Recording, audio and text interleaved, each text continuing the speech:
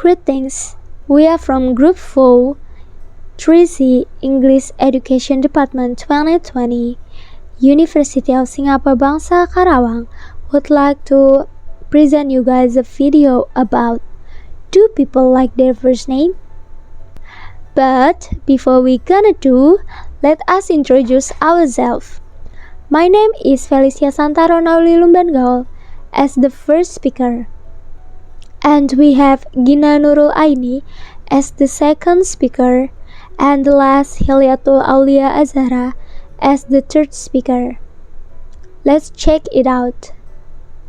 Introduction. A name is a term used for identification. Names can identify a class or category of things or a single thing, either uniquely or within a given context. Imagine if you don't have a name. How can your family or your friends call you? What should they do? So yeah, a name is a very important part of our life as a human. A first name, also known as given name, is a part of a person's personal name. First name is usually how people call your name in short. For example, Felicia, Ghina, and Hilyattul. As a shy girl growing up, Yuna Tresna got a lot of teasing from other children. Her unusual first name didn't help matters. People would mispronounce it or make fun of it. I asked myself why my parents named me this. Why couldn't I be a Cindy or a Rhonda? Life got easier in junior high school when someone, parents can't remember who, started calling her Dee, and the nickname stuck. I have been called Dee ever since, except by my family, who has always called me Delena. It's a pretty name, but it took me all these years to struggle with it and figure it out.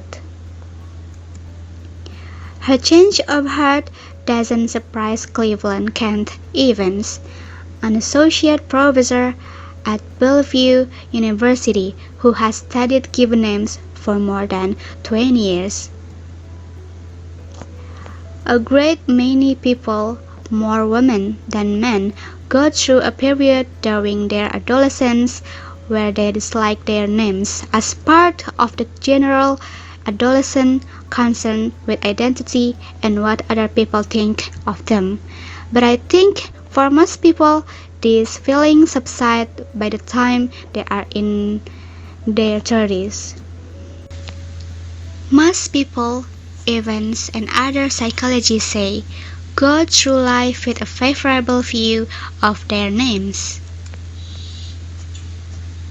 And then, what is it about names that makes them important anyway? Why do they matter? In the book The Language of Names, Justin Kaplan and Anne Bernice seek to answer such questions. Names penetrate the core of our being and are a form of poetry, storytelling, magic, and compressed history, the authors write. Apparently, there has never been a society able to get along without them. They are among the first things we ask or learn when we meet someone new, and we use them to form immediate but often unreliable conclusions about personality and ethnicity. Names define us.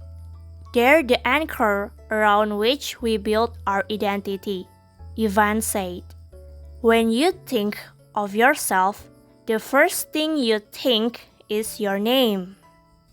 A 9-year-old Amber Gibson seems to be struggling with the identity issue, leaving her undecided about her name. I get this often, but then I have people compliment me too, Amber said. Most of the kids call me Amber, Some say, "Are you on fire?" And others say, "What?" When I stop and think about it, though, I like it. That's original. Maybe by the time I graduate, I will know if I like it or not.